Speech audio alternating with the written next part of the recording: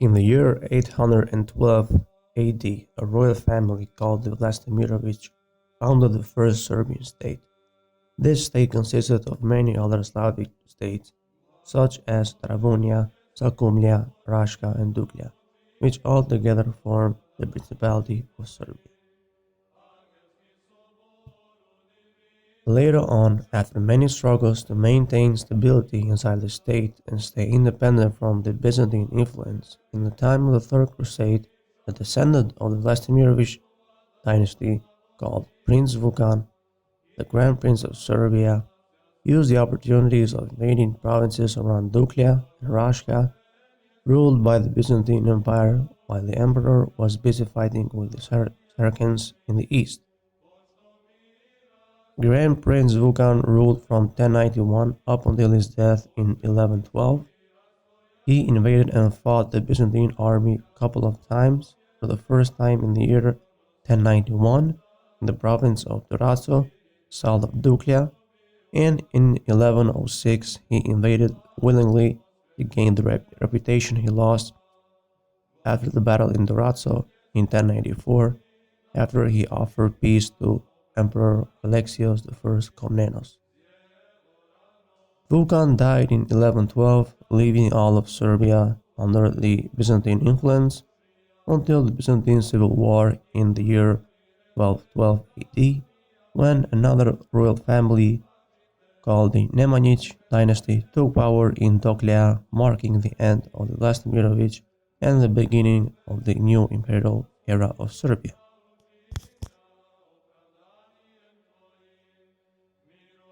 The first Nemanjić ruler was Stefannemanja, which didn't do much when it came to expanding the borders of Serbia, but did much in literature and improving the culture of Serbia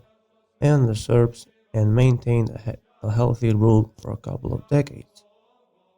Many of his sons did the same as their father, the most notable ones being Uroš I and III,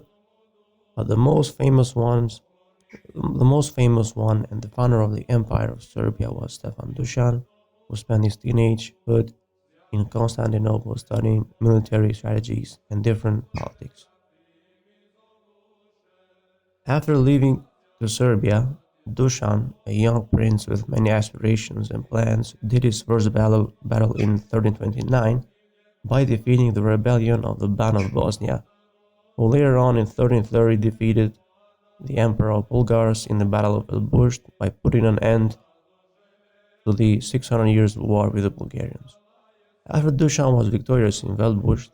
he gained reputation among the nobles in Serbia and across the Balkans. But what happened after the battle was the decision of his father to not take any lands from Bulgaria, even after the great victory in Elburz. So, with the help of the noblemen inside the Serbian court, Dushan rebelled against his father, and in September 8, 1331, he was crowned King of Serbia. Dushan prepared his kingdom for defense against the Magyar or the Hungarian raiding from the north and from the danger of Byzantine invasion. But the crumbling Byzantine Empire was too weak to do any expansion further west nor east. After the Nicene Rebellion and the Civil War, the empire was devastated and almost ceased to exist in 1265 AD,